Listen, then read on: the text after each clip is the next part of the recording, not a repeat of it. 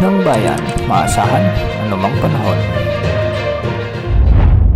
Magandang gabi po sa ating lahat. Narito ang update sa lagay ng panahon ngayong Biyernes at sa susunod na 24 oras.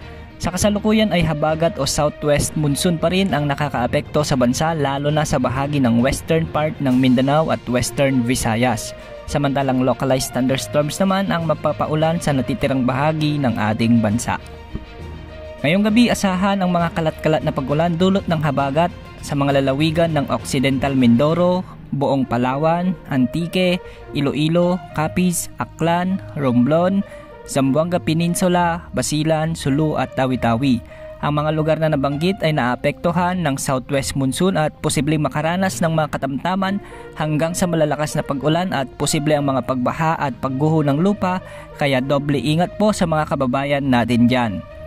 Sa Luzon, asahan naman ngayong gabi ang mga isolated rains dulot ng localized thunderstorms sa bahagi ng Ilocos Region, Nueva Vizcaya, Nueva Ecija, ilang bahagi ng Central Luzon, Mimaropa, Calabarzon, pati na rin ang Metro Manila. Posible rin ang mga thunderstorms sa may Camarines Norte at Quezon Province. Sa natitirang bahagi ng Visayas, maulap na kalangitan na may kalat-kalat na pag-ulan din ang aasahan sa bahagi ng Cebu, Negros Island Region, northern part ng Masbate, western section ng Bohol at northern Leyte.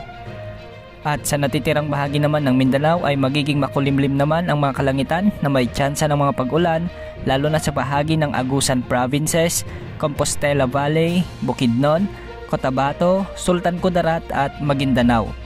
Sa kasalukuyan ay malinis ang mga kalangitan sa paligid ng ating Philippine Area of Responsibility, kaya mababa ang tsansa na may mabuong bagyo o low pressure area sa susunod na 3 hanggang 5 araw.